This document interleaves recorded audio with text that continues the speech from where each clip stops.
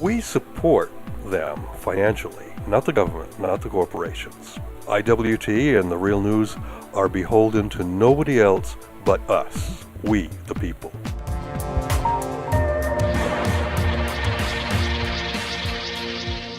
Would we say that in the big picture, this SOFA would function as a sort of smoke screen, and the Pentagon and big oil will keep, working for their long-term benefits and what they have invested already in Iraq?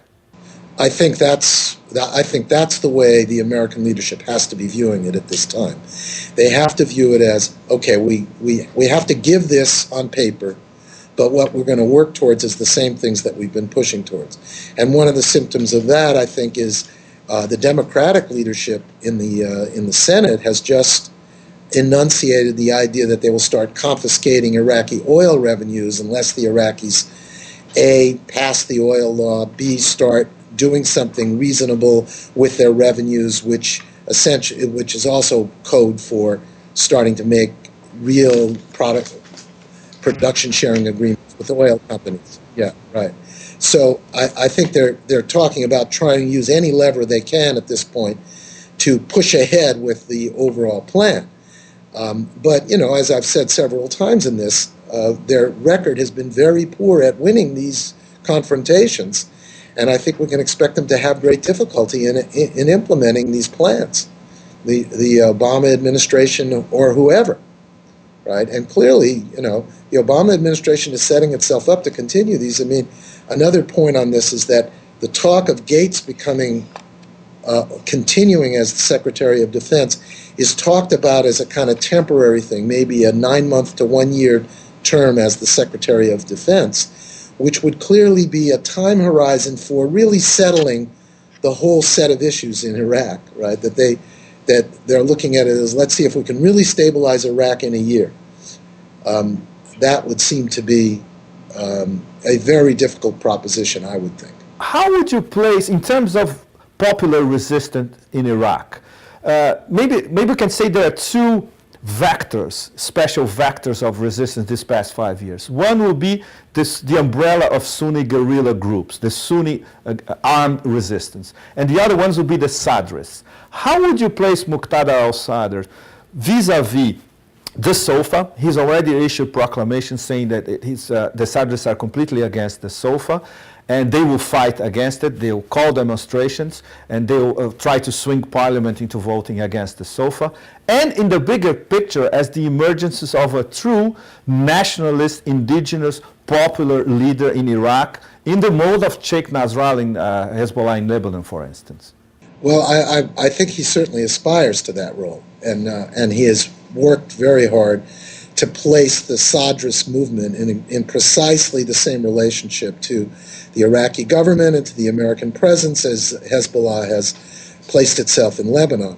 And that I think for the most part he's been successful. I mean, he's been successful in the sense that insofar as the Shia communities in Baghdad and in the southern provinces are organized, they're organized by the Sadrists, with the one exception of Basra, where there's also a very powerful Fadila force, who are, on many issues, allies with the Sadrists, because they too are also nationalists, right? And that insofar as they've been able to mount any kind of serious armed resistance to the American presence in the Shia community, it has been the Sadrists who've been able to do it. So that I think they've been a resounding success from the point of view of that ambition.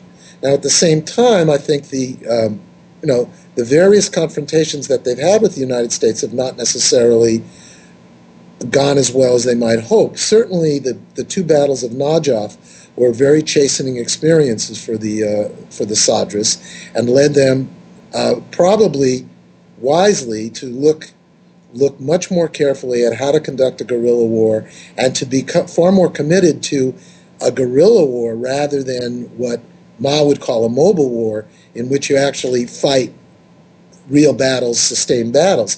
The Battle of Najaf was a military catastrophe for them, and it was also a catastrophe from the point of view of losing the support of the people in Najaf.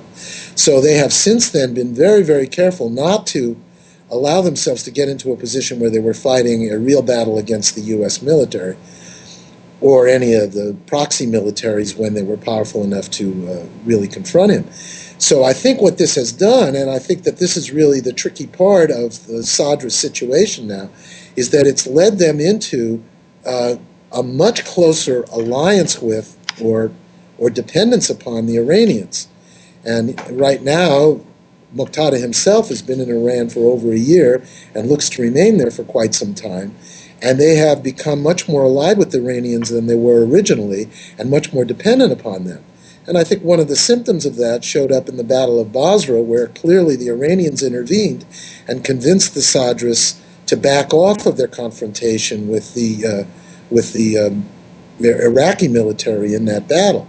So I think that what's become a kind of wild card here is the degree to which the Iranians can influence the Sadrists at various moments in determining how they're going to go about their nationalist resistance to the American presence.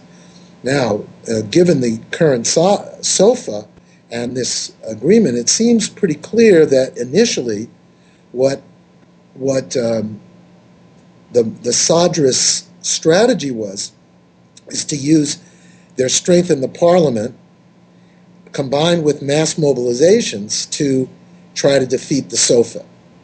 Now, we're going to find out very soon whether they can succeed within the parliament. I mean, this has got to be pushed by the end of this year and probably will come to a head next week or the week after, in which a vote will either be taken or not taken. And if the vote is taken, it'll either be defeated or supported by the parliament.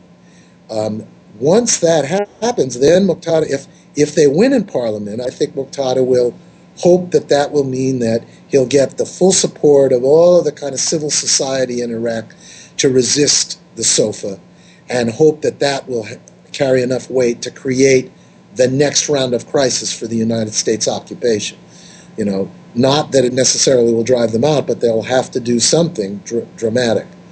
If they lose that vote, then it's going to be a very important moment for the Sadrists of whether they're going to go back to armed resistance.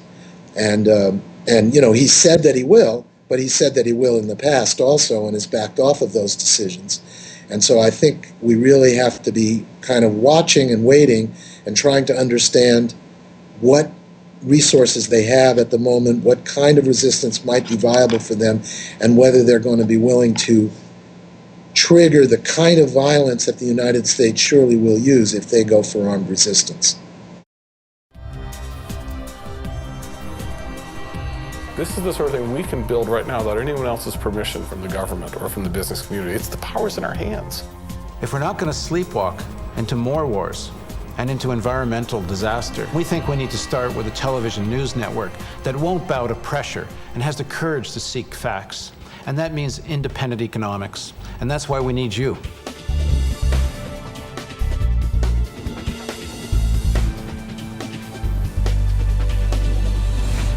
Real hope means facing a complex reality. Your tax-deductible donation makes it possible. Please contribute. Visit therealnews.com.